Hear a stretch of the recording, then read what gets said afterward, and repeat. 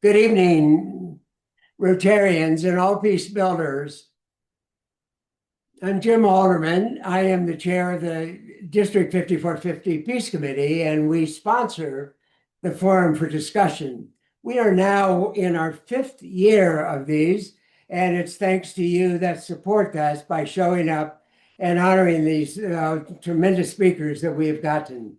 We are extremely honored to have an individual with a background of Mark Gerzon for this program. You've read his bio, but I would also like to bring your attention to his wonderful TED Talk, where he simply points out that we both are walking daily on a left leg and a right leg, and it works pretty well when we work together. Why can't we get the government to do that very same thing? So as not to take any more time, Mark, the screen is now yours. Well, thank you so much, Jim. I appreciate it. And good evening or good morning or wherever you are. A good day to all of you. I'm delighted to be with you and delighted to be talking to Rotary and to a group of people who share my interest and curiosity about peace.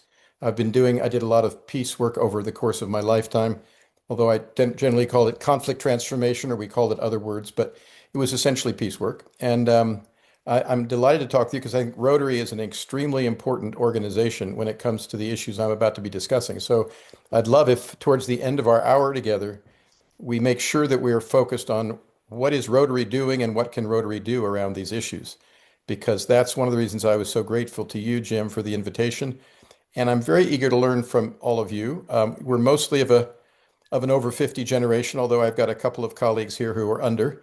But I'm looking forward to learning from you as I share with you some of the themes that I've been working with over the past year.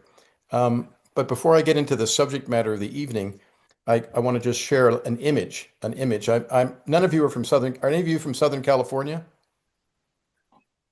Herman, San Diego, great. So I want to just start with a story from Southern California. Um, Earlier this year, folks like Herman and other Rotarians walking on the beach in Santa Barbara or Los Angeles or Laguna or La Jolla or San Diego, walking on the beach, on this particular day, they very well might have run into a dying dolphin or a dying sea lion or possibly even a dying whale. And imagine that you're one of those people walking on the beach and you run into a single ailing, dying animal, a sea mammal. You'd immediately think, what's wrong with it? What's wrong with it? But what if you were on a beach where there was two or three? Then immediately you'd have a different question in mind. And imagine then if you knew the truth, which was that hundreds of dolphins and sea mammals were washing up on the beach and dying on this particular day. Well, the reason I'm starting with this story is because if it was the latter situation and you knew that, you'd immediately start thinking, what's going on with the ocean? What's going on with the ocean? Because there was literally hundreds who died that day. So I'm bringing this up because I'm going to be referring over the course of the hour to a term collective trauma. And I'm not a trauma expert. I'm sure maybe some of you are, but I'm not a trauma expert, but I've been studying it closely lately. And I just wanted to introduce the concept of collective trauma before I bring up the theme of the evening, because a lot of people haven't heard that term. They think of trauma as something that an individual experiences, and then they go to a therapist or they're in a trauma group and they work it as individuals or in a small therapeutic group. I'm talking about collective trauma. And when we go to the subject of the evening and to peace and war, I just want to have this concept of collective trauma in the back of your mind before we go forward. If everybody's good, if there are no questions, I'll dive in and go into the theme. But I just want to say again, I want to move towards the question of what does Rotary have to do with all this? And how is Rotary already making a difference? And how can it make an even deeper one? Are you ready to roll, everybody? Just let me see thumbs up. All right. So many of you probably registered because you're interested in peace, and you're particularly interested in this theme of the evening, which Jim put down as is Goering right. So let's first of all get clear what Goering said and who he was. He was Hitler's right-hand man. And in some ways, after Hitler committed suicide, Goering was probably the top Nazi. And when he was interviewed, I want you to imagine now that you're interviewing him in prison after World War II. And some of you are old, some of you are old enough to remember World War II as children. And some of us on Listening to could you mute, please? Thank you. Um, so imagine you're interviewing him, and you're saying to him, how did you start the war? How did you go about starting the war? And this is what he said. He said, "Why should some poor slob on a farm want to risk his life and go to war when the best he can get out of it is to come back to his farm in one piece?" So here's a leader who knows that the question of how do you get somebody to go from being peaceful to war making, it takes a strategy. He was very honest with his interviewer, and he said, naturally, the common people don't want war, neither in Russia nor in England, nor for that matter in Germany. And I would add, nor in the United States. This is understood. People don't want war. But after all, Goering said, it is the leaders of the country who determine the policy. And then he said, it's always a simple matter to drag the people along, whether it is democracy or a fascist dictatorship or a parliament or a communist dictatorship. So let's just pause there for a moment and register this. Here's a leader, a war maker, who said it's easy to drag the people along. Well, those of us interested in peace, we better be interested in what he says next. And the interviewer, who was an American psychiatrist, said to him, well, wait a minute, wait a minute. What do you mean easy to drag the people along? He said, not in America. He said, in America, we have a Congress that has to declare war. And your strategy would never work in America. We're a free country. But Goring kind of laughed at his comment, the interviewer, and said, voice or no voice, the people can always be brought to the bidding of the leaders. He said, that's easy. Underscore, that's easy. And then here's the key line. All you have to do is tell them they are being attacked and denounce the peacemakers. That's all of you. Tell all the people they're being attacked and denounce the peacemakers for lack of patriotism and for exposing the country to danger. It works the same in any country. So I won't repeat that, but I want you to just state on that for a moment, okay? He's saying all of us on this call could easily be dragged to war by this strategy. Well, I learned this first probably when I was in college at Harvard in the 1960s. And I remember thinking, wow, I remember thinking about it in political and economic terms, right? Oh, he's telling people they're being attacked and he's motivating them to get to war there because they've got to defend their families and their communities. Well, what I didn't understand then, and it's taken me decades to understand, is that his statement is completely based on brain physiology and trauma. And that's not something I understood. Now, as I said, I'm not an expert in this field, but I can tell you this, I know 10 times more than Goering did. Goering did not even know about brain physiology. He'd never heard of the amygdala. He'd never heard of the neocortex. He did not know how incredibly powerful the neurological impact of his strategy was. It basically puts people into a collective state of trauma. And that's something I didn't understand. And I think we as peacemakers, I'm curious how many of you thought about this. When I thought about trauma as a peacemaker, yes, well, Richard, I bet you did. When I thought about it, I thought, well, yes, trauma is relevant because wars cause trauma. What I didn't understand fully was how traumas cause war. I'll repeat that. I thought wars cause trauma, and they do. But what I didn't understand was how traumas cause war. Goering was essentially instilling trauma. He was instilling trauma in the German people, and they did an extraordinary job. Now he had a fertile soil to work in Germany. All the elements were there for his strategy to work. But I guess I'll just pause here for a moment. And other than Richard, who raised his hand, I wonder how many of you have thought about the role of trauma, collective trauma, in the role of war making. And before you answer, I want to say, why is this so relevant? Because notice how what Goering did tips the scales in favor of the war makers over the peacemakers. Just notice what that does.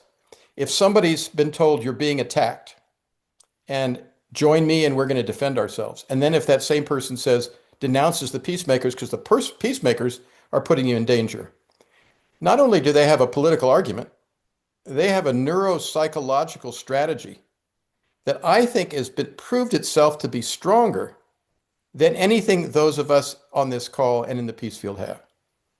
In almost every situation, when it's a fertile soil, a leader who uses Goering's strategy is effective. And I thought when I was young, right, when I was young and frankly pretty naive and innocent, I thought, well, the German strategy failed so miserably. It destroyed Germany. You know, the leaders ended up being either committing suicide or being jailed and hanged. I mean, it failed so miserably. I thought, well, that strategy will never work again. People will never fall for it, whether in the United States or India or Canada or any other country. Why would we fall for something that already has been exposed as a manipulative and ineffective strategy? But I was wrong. If you look back, and most of you are old enough to look back at the last 75 years, it has worked again and again and again in countries around the world. And it's being used again, in my view, in the United States. This is the strategy leaders use. And I'd love to have a little conversation about this with you because those of us in the peace field need to ask ourselves if Goering was right, and I think history has proved that he has often been right, what is the peacemaker's antidote to Goering's trauma-based leadership strategy? I'll repeat that question. What is our antidote to Goering's trauma-based leadership strategy? So why don't I pause there for a moment?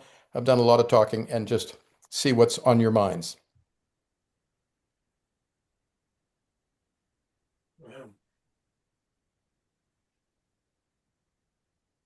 If I may say, the Great March in China by Mao Zedong was very similar.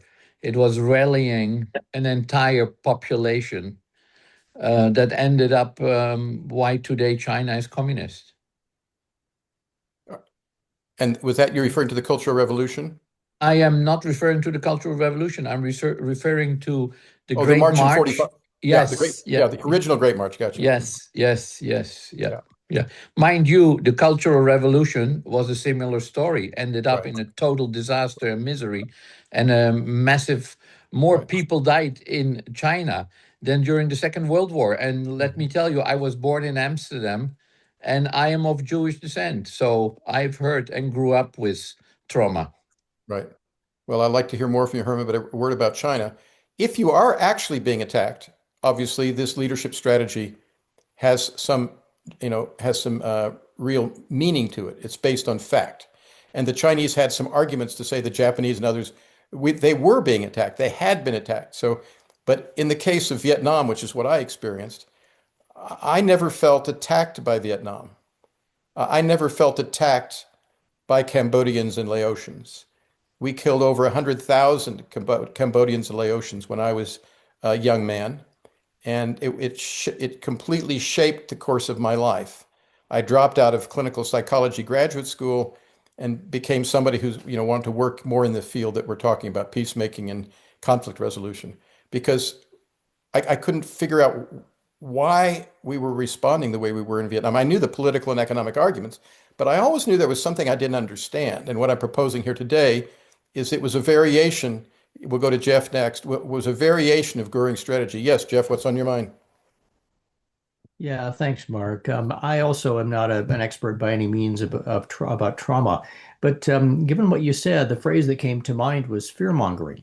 Yeah. And so, if I can apply that to your question, I don't know if it would work, but what I'm thinking of is fear mongering is a story, right? It's told in a certain way to certain people to evoke, certain feelings. And so if the peacemakers have an alternative story which can equally match the fear mongering, it seems to me that theoretically, at least, you've got some effective pushback. That's what came to mind for me. Thank you. Well, let's just repeat what you said because I'd like that to be part of the theme of our conversation. You said, what if peacemakers have a good story, right? And that goes to my question of what's the antidote? what's the story that peacemakers have that's as strong as Goering's, and how does that relate to the brain? Because as a peacemaker, I know what I did for 30 or 40 years, including when I, worked with, countries that were at war or with our own Congress. And what I noticed was that it was very hard. I had words like dialogue, collaboration, working together, peace building.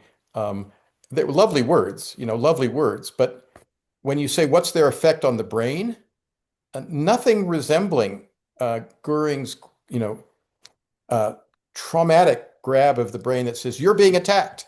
You have to defend yourself. And if you disagree with me, you're putting us at danger. And that of course opens the door to then attack whoever the peacemakers are and neutralize them. Larry.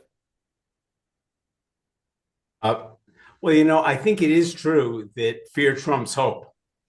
And I don't think there's any beating that. And so I think if you're going to fight this back, you could hope for the kind of our evolution as a species, and somehow we realize that cooperation is necessary. But I think the ones I've seen that have done this most effectively have actually created something else to be afraid of. And the something else to be afraid of is, for example, the environment's going to kill us if we don't do X, Y, and Z. Right. Or pandemics are going to destroy us if we don't do certain things. Right. If we don't form NATO, then we're going to be at risk of certain things. So we've made positive things happen, but I think when we've done that effectively, we've often used what you could call negative arguments, which is something bad will happen if we don't do this. Now, that's not the way I'd like to make the appeal.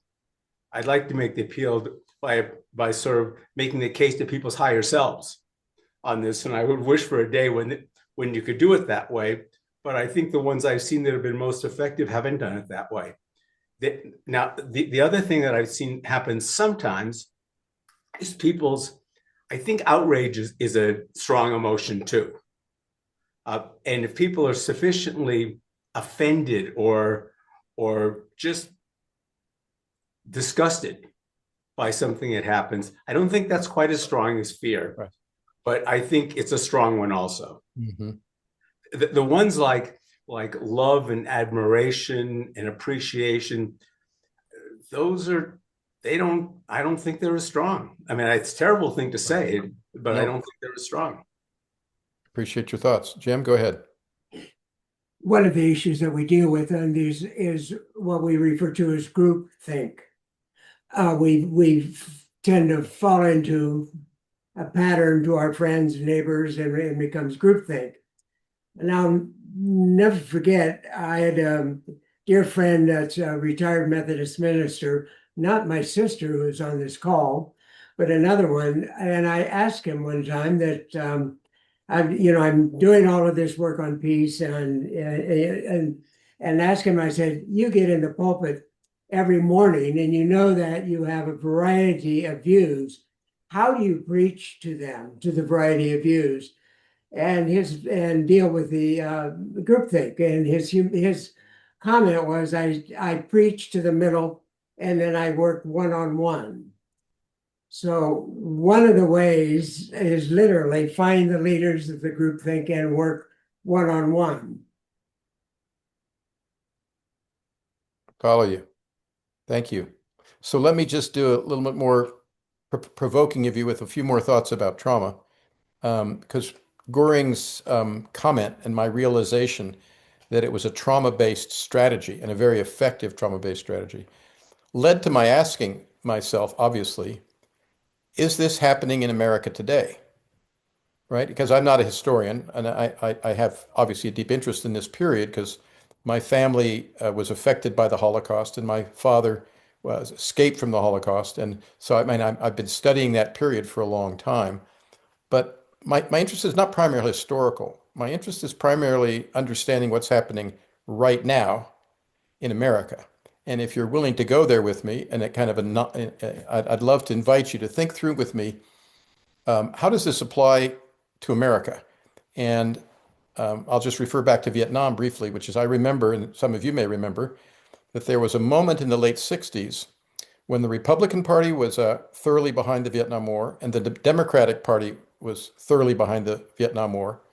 But in my generation, which is for some of you our generation, 100 student body presidents at 100 universities all said they were morally opposed to the war and would not fight in it. So we had a situation there in one nation, in one culture, where there was an entire group of people who thought, yes, we will go to war to fight in Vietnam, and a whole other millions of people who said the war was wrong, we're not going. So that was a formative experience for me. And when I go back to Goering's statement, I noticed that Goering's statement was working on a part of the population. Goering's, that strategy, we're being attacked, we have to defend ourselves, otherwise the dominoes will fall across the world of a communist takeover. That worked on some people, and it did not work on others. And I'm curious to draw you out and say, what do you think then or now? What is the difference, and how does trauma relate to it? Some people are extremely susceptible to a trauma-based argument, particularly, I think, if they have no idea that it's going on. They have no idea how the brain works and how the impact is happening on them. But other people, I think, are aware of it, and it's happening now. Just to you can talk. I can draw you out about Vietnam, or I can go all the way right now to the present moment in ICE. There are some people who, and I've listened to them, they very supportive of the ICE raids.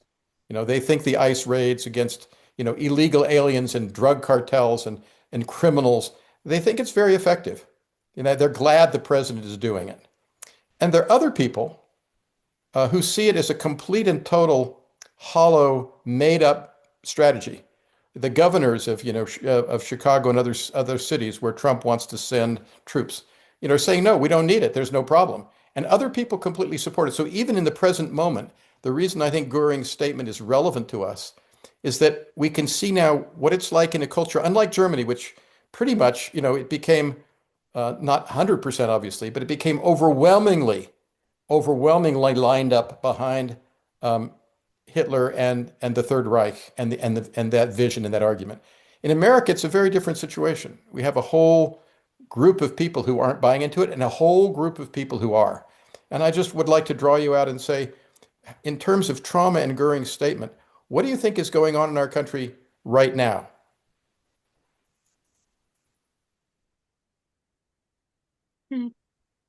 Uh, Yeah, that's her hand up. yes, this is Quanta Downlight. I am actually curious as to how people can be aware of the people that are manipulating the public, manipulating the population. Isn't it better for us to understand those leaders that are manipulating and how they do it so that the public can be educated and be aware when it happens to them? Yeah. Well, Don, thank you for saying that. That's exactly why I'm, was pleased to accept Jim's invitation and why I'm writing a book called American PTSD, which is going to be published next year. It's for precisely what you said, Don. It was like, I think if more Americans are aware of the trauma dimension, everybody, I think, understands the political dimension. There's two parties, left and right, and they understand the economic dimension, like what are happening to grocery prices. And they probably even understand some of the cultural dimensions. But I don't think people really understand the trauma dimension. I agree with you that I think if people were more aware of it, there's an American spirit of freedom and independence, and people do not like to feel manipulated. Once they feel they're being manipulated, they tend to get a little, rebellious.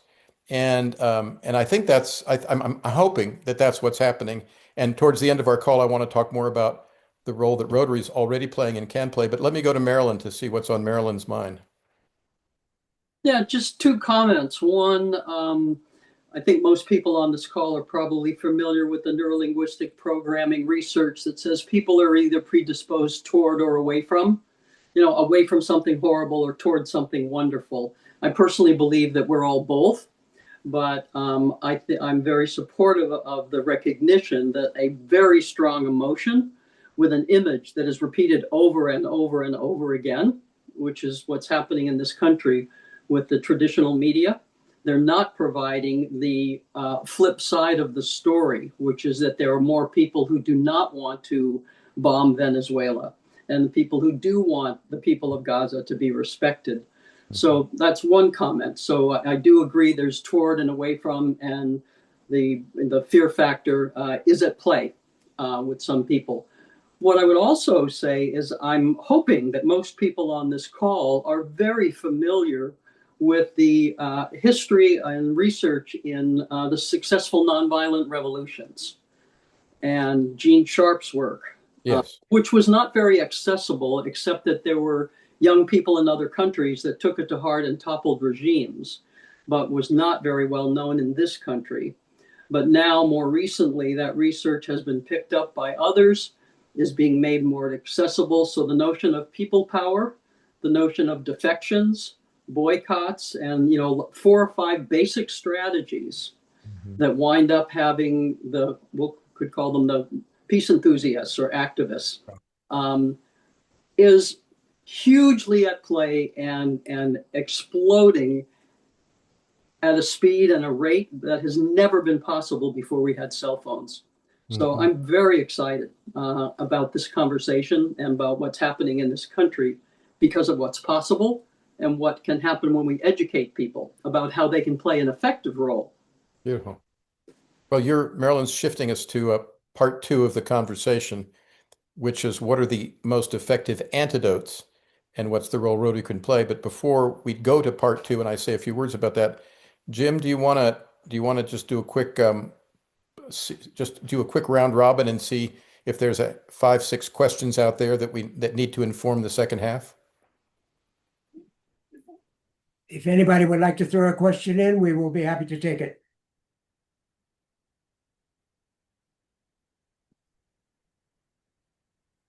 And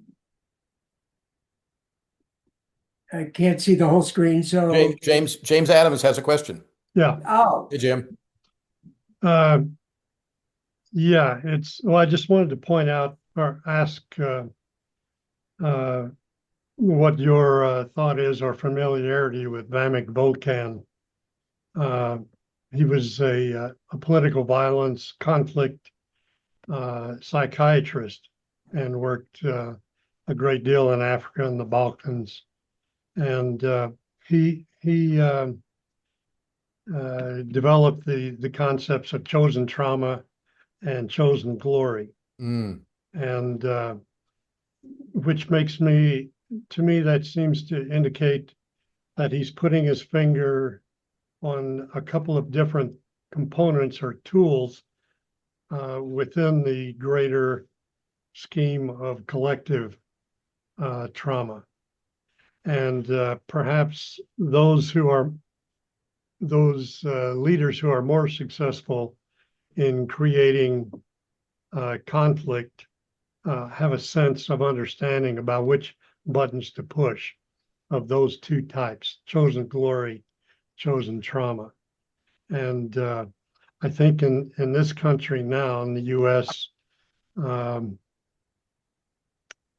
it seems pretty apparent that they have a internal or an innate understanding of those 2 buttons to push. And so I'll just leave that thought there. Thank you. Well, before going to Robert's question, Robert posted a question on the screen, which I saw briefly. Robert, you just want to well, before you repeat your question, let me just say, I quote in the book a number of Trump officials who have literally said, our goal is to instill trauma, or our goal is to incur an existential trauma, or existential terror. They've literally said that as part of the policy.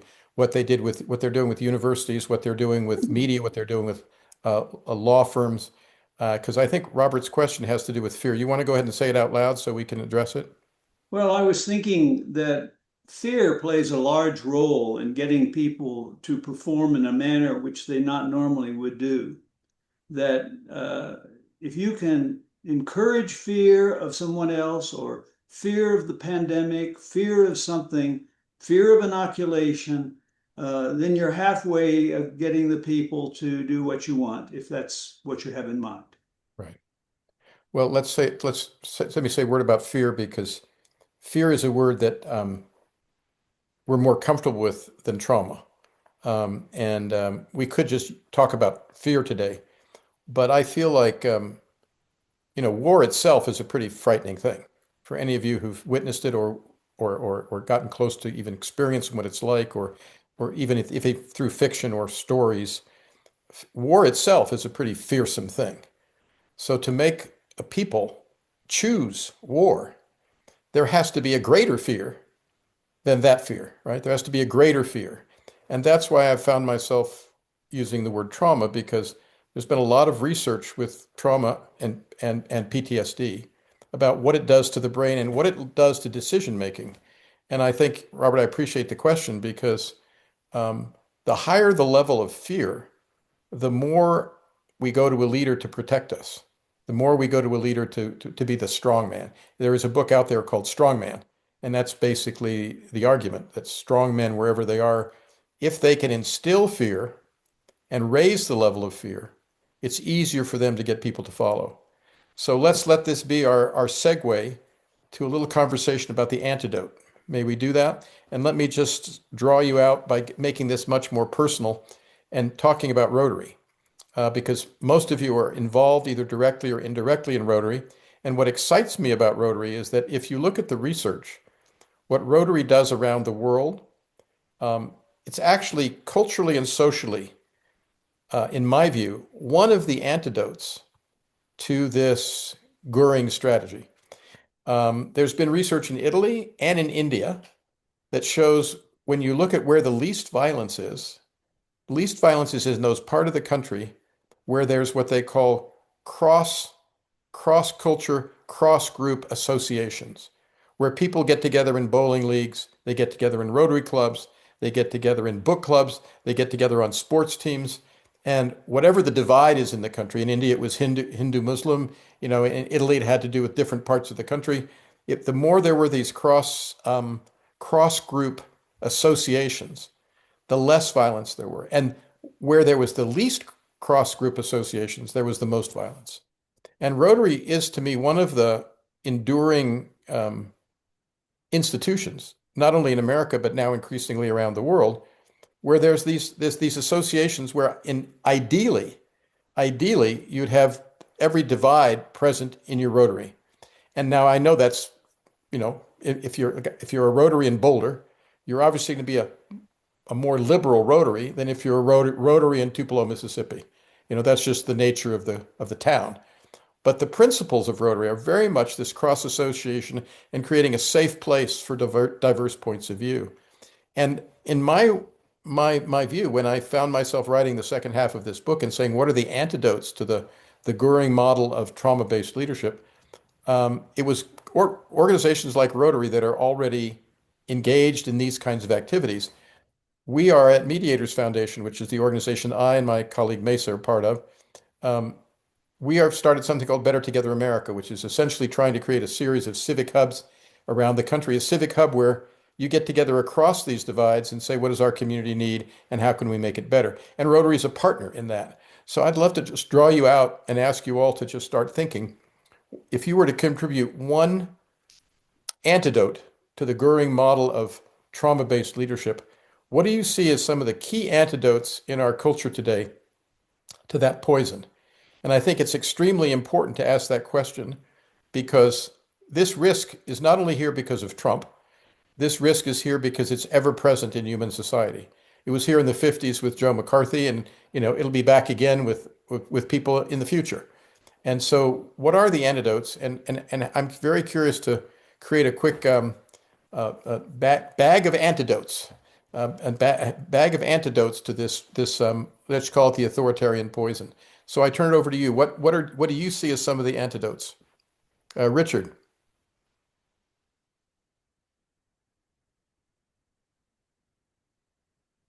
Thank you very much. I think it is building relationships, as you point out, to get people to work together, to see the oneness of our human species, the oneness of all life. And it's not just humans, it's having a respect for nature, having a respect for animals and plants, and for our whole planet. We're not passengers on this planet Earth, we're the crew, and therefore it's something that we need to work for to bring us all together and to realize that uh, we're don't have that divide of nationalism, as you point out. I think it's fine to be patriotic to say your country is great, but not nationalism, which says that my country is the best and your country is not. I think we need to realize that we're all together. I think that the essence of religion is that the golden rule brings people together. Our rotary four-way test is a way to, again, help each other and to realize that, again, the all is it beneficial to all, applies to all life, and that we are stewards here on this earth and we need to work together. Thank you. Thank you, Richard. Other comments about the antidote to this Goering poison? Herman. Sorry, education. I haven't heard the word education because when I live in this country for about 5 years now, and I see it's a very different perspective that people have. You're right, people are very divided, and that is maybe, it's a historical story. I don't know, but education is something that is vastly different. I found in this country, and in my opinion, not heading in the right direction. The very basic of education of young people. Well, thank you, Herman. I just was in Amsterdam recently, and I just, by the way, there are a lot of good comments coming up. Braver Angels, other lot of comments. I hope you all bring up what you're putting on the screen. But just to comment on what you said, Herman, education is an interesting word because, there was Nazi education. There is Ku Klux Klan leadership programs.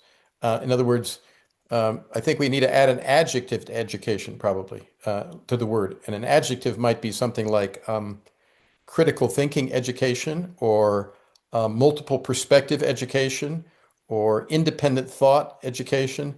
I think your concern about education is real, that I think most young people today are getting more education online than they are in school. And we've all read, I'm sure, about what's happening online to kids. And online is not, online it has some wonderful positive effects, but it has some very, very negative effects when it comes to trauma and anxiety as well. And if you're not familiar with the book, The Anxious Generation by Jonathan Haidt, I recommend it to you because it shows you what we're up against. And that internet has been almost in every mass shooting and every racially motivated or ideologically motivated mass shooting. One of the ingredients in the shooter's background was a heavy influence from the internet that led them to do what they did. So we have a challenge, Herman, with education now. Back in the day when you and I were young, our teachers did not have the competition, right? The market competition.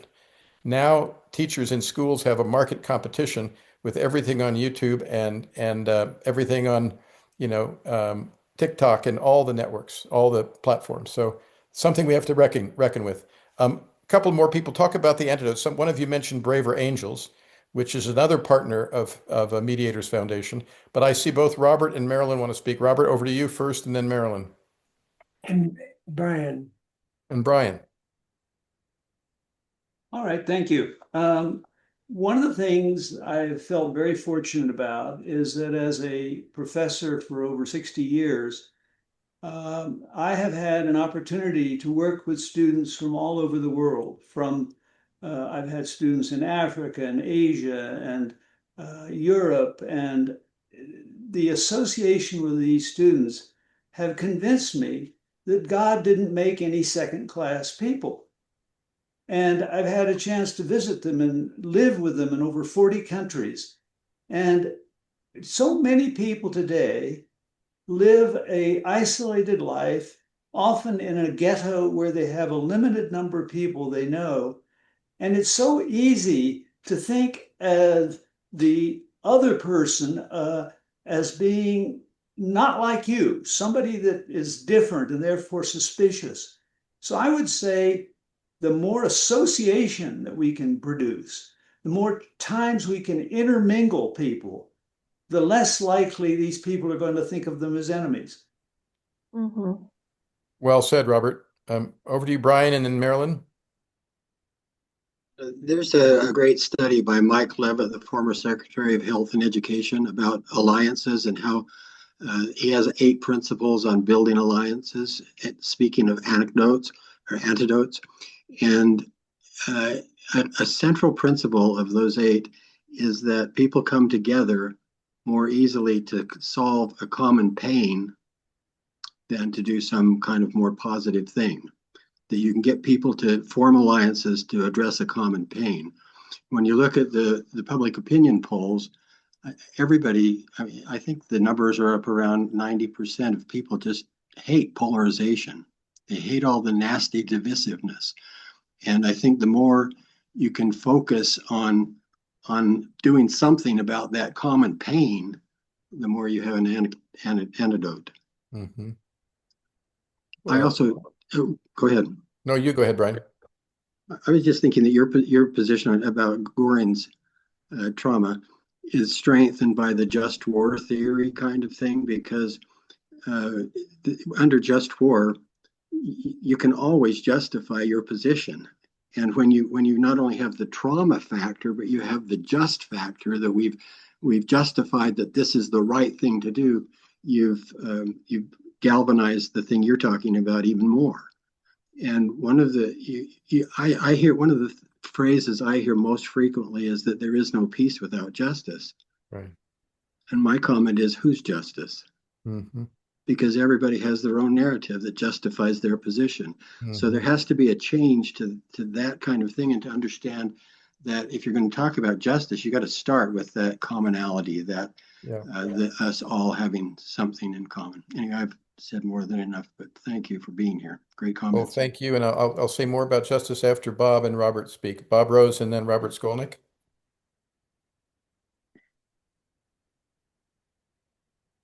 Yes, so many good points have already been brought up, and I'm thinking of the movements, gathering people in movements that Gandhi and Martin Luther King and Gene Sharp, as Marilyn talked about.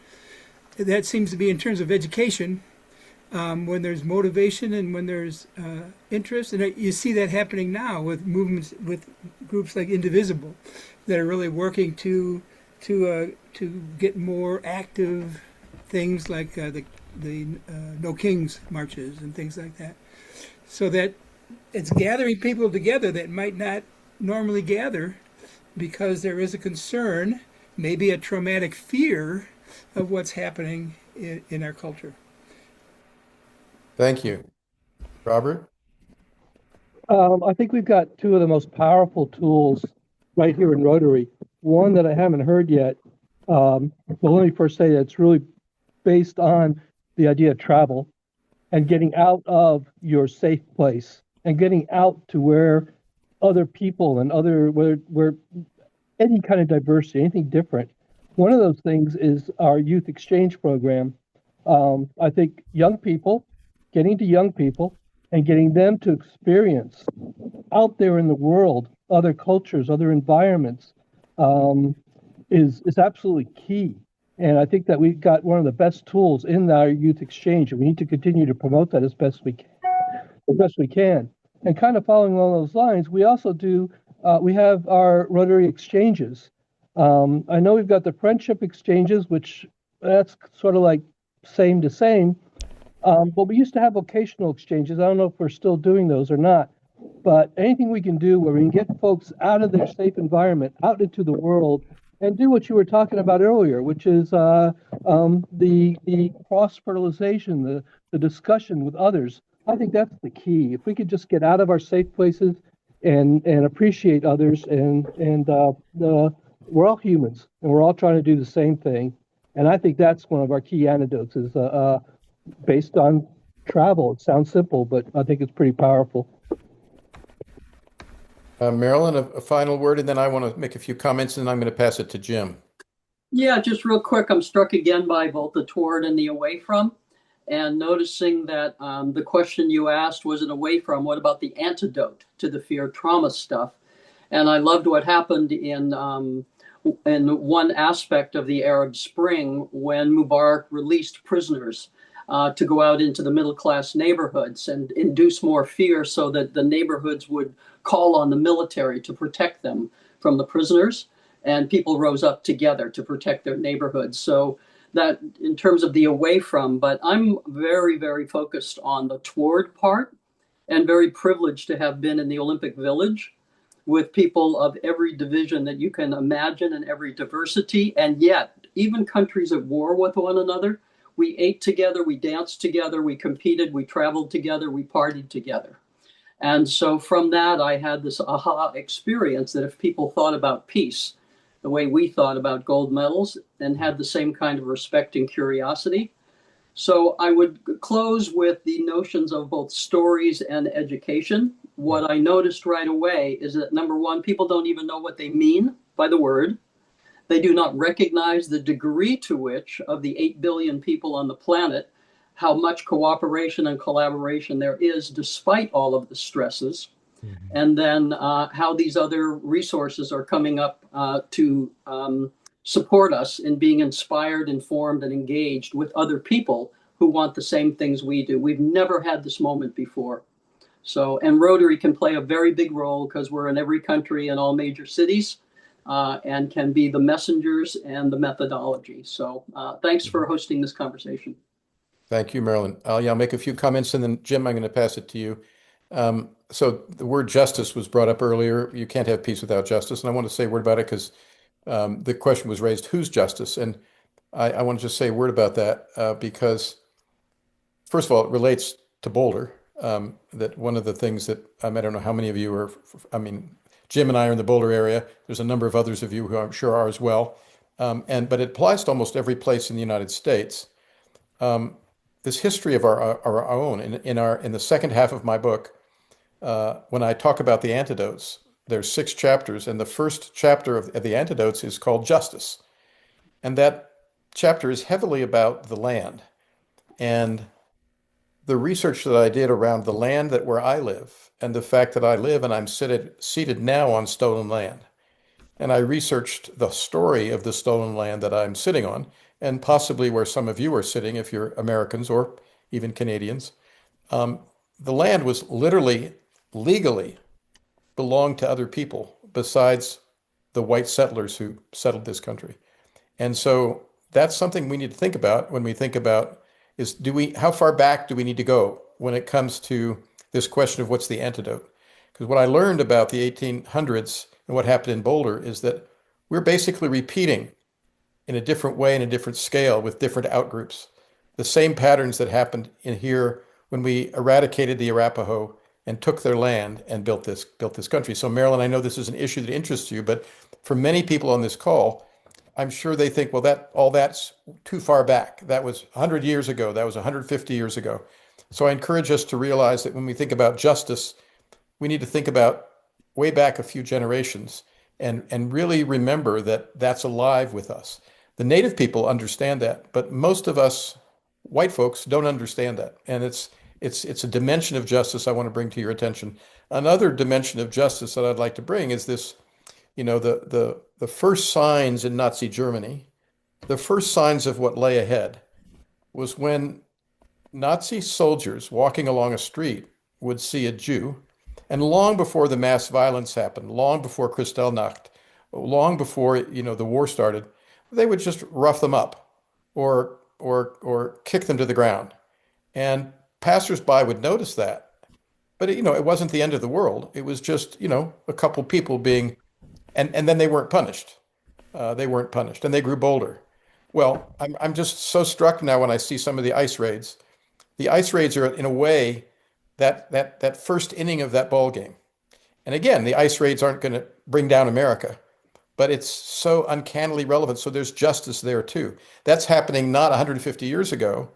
That's happening as we speak. So I just say justice, the other dimension of justice is to see as soon as someone's rights are being compromised. And if you read, recent New York Times Magazine did an inside story, first person story on all the people who left the Department of Justice and why they left. And listening to these men and women, mostly lawyers, who are now out of the Department of Justice. Listening to them talk about what it was like to leave and what happened before they left. Again, it's a very, very clear portrait of what's happening to justice in America. Another warning sign, because we feel protected by the law. We like to feel, particularly if we're white and privileged, well, they're never going to pick me up off the street like that. I'm a citizen. I'm white. I've got gray hair. I drive a nice car. I'm safe. We are for the moment. We are for the moment. But I just bring up that dimension of justice. And the last dimension of justice I'd like to comment on also is the economic. That one of the things that was going on in Germany was this feeling that money had been stolen from us by the Jews. Money had been stolen from the average German because of World War I and the peace and the armistice and the unfairness of it all. It was being stolen by an international class of bankers. I mean, they had all these groups that were responsible for stealing their money. And if you look at what's happening economically, we usually think of economics as something different than justice. We think of that, well, that's the economy, not the law. But that's one of the things that creates a fertile soil for Goering's strategy, is extreme economic inequality. Because then people want to make up a story. Why am I so poor and they're so rich? And they're looking for an explanation. And sometimes they'll come up with sound ones, but other times it's conspiracy theories, a very different kind of explanation. And one of the things I'm quoting in my book is neuroscientists who will talk about poverty as a neurotoxin, that chronic poverty, particularly if it's mixed with injustice, creates a very fertile ground for a certain kind of anger, a certain kind of trauma and a response. So I'll just quickly conclusion before going to Jim, just tell you that the 6 chapters in the second half of the book, the 6 antidotes that I look at: justice, respect, integrity, vigilance, partnership, and expression. And just a word about expression. Expression is what we're doing here. Expression is what a No King's March is. Expression is when people publicly speak out and speak their truth.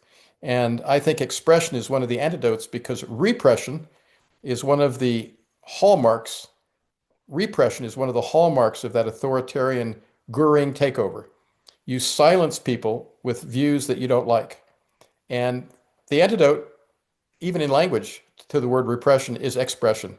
So I want to say thank you to Jim and thank you to the Rotary, because in communities across the country and around the world, you create safe places for people and communities to gather and express themselves. And I think it's going to be more important than ever, because we have to ask ourselves, if we've been part of the peace movement for a long time, what hasn't worked about what we've done? What hasn't worked? Some things have worked and we can be proud of them, but what hasn't worked? And for me, the reason I'm grateful to you, Jim, and Rotary for inviting me to do this is that one of the things we haven't done is fully realized the power of trauma in this. And I'm hoping that we become what in Bessel van der Kolk calls, he says, we're on the verge of becoming a trauma-aware society. And thank you for being part of that. Over to you, Jim. Mark, we can't thank you enough. This has been so fantastic. We have time for 1 or 2 questions. If anybody would like to step up, this has been very, very rewarding. I'm sure many here online have seen or read Robert Putnam's work, who in 1998, 1998, I think was his first book, came out in Bowling Alone, and he was quantifying the separation, how we were engaged in the 60s and 70s, and all of that's declined. He's quantified well over 100 different associations. His second book was Better Together, starting to get us together. But he has recently come out with a video, it's actually a short movie, entitled Join or Die. And the name is fairly strong, but once you watch the video, you'll understand why and how. He has great background in what went on in Germany and a variety of others. And it literally, as we become separated, we become siloed, we live in our own world and we become polarized. And then it's easy to create the trauma and the fear. And as you have so clearly pointed out, once we live in fear, it's easy to be manipulated. So how do we maintain that position of awareness to keep out of that ability to and just I can't help myself, but in the spring the book is entitled Wizard Brain or Monkey Mind. I talk about the neurology of all of this. So Wonderful. stay tuned. Stay tuned. Thank you. And That can I will just, can I just, Jim, quickly in closing, say thank you to my father-in-law, Sam Michaels, who's here on the call, who's 102, and Oh, who's here my. and been fully a part of this hour-long call. He's waving. So for any of you who are feeling a little older and are stunned about how old we are, I just want you to welcome Sam Michaels, 102, and my wife, Melissa. Thanks for joining us. Oh, Sam, wow. we so welcome you. We are glad to have you with us. Thank you, Jim. This has been great. Thank you. Mark, we indeed are grateful for the work you do to better the world and the information that you bring to us. We thank you, for the time you share and the knowledge. Actually, I will say when your book is out, let me know and I can share this because I have a feeling many of us will be interested in looking at it. Now, next month, we are thrilled to have someone that's familiar to many of us here. Sam Daly Harris is an individual who makes it very simple to get out of your chair to change the world. So we hope to see you all next month. Again, Mark, we can't thank you enough. This has been hugely valuable. A pleasure. Thank you so much.